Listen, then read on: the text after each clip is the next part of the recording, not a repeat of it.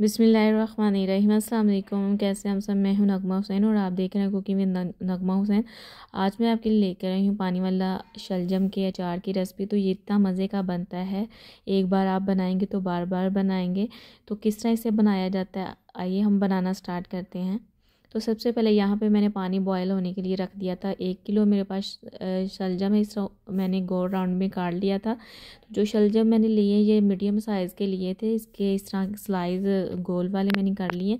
अब इनको हम हाफ़ कुक कर लेंगे। तो बस यहाँ पे देखें ये हाफ़ कुक हो चुके हैं। अब इसे हम बाहर निकाल लेंगे फ़ौरन। तो ओवर कुक नहीं इसे करना। तो अब इसे हम साथ ही इसमें बाकी की चीज़ें ऐड कर देंगे, जिससे बहुत ही मज़े का और बहुत ही ज़बरदस्त हमारा अचार बन के तैयार होगा। तो 1 टेबल स्पून मैंने इसमें अदरक लहसुन का पेस्ट ऐड कर दिया है और साथ ही हम इसमें ऐड कर देंगे नमक भी मैंने 1 टेबल स्पून इसमें ऐड कर दिया है। तो 1 टेबल स्पून कुटी हुई लाल मिर्च ऐड कर देंगे। हाफ़ टेबल स्पून मैंने इसमें लाल मिर्च पाउडर ऐड कर दी है। और यहाँ पे मेरे पास है 1/4 कप मस्टर्ड सीड राई दाना। तो अब हम इसमें ऐड कर देंगे साथ ही स्लाइस की हुई अदरक। इससे बहुत ही अच्छा वो जायका और टेस्ट आएगा, ये भी बहुत मज़े की लगती है अचार में।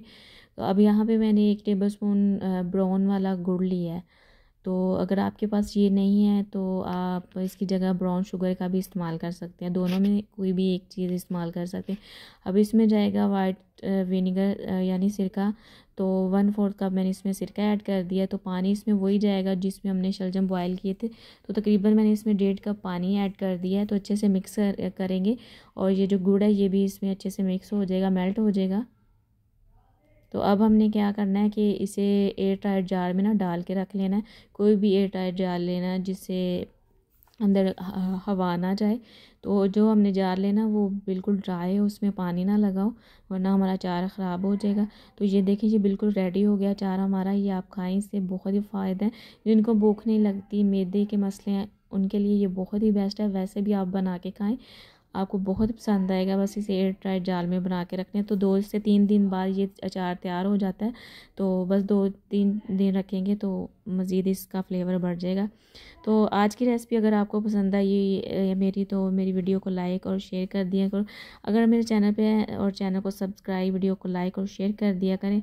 तो इसके साथ मुझे इजाज़त दीजिए। आप भी इस तरह ज़रूर ट्राई कीजिएगा। अपना बहुत सारा ख्याल रखिएगा, मुझे दुआओं में याद रखिएगा। मिलते हैं नेक्स्ट वीडियो में। अल्लाह हाफिज़।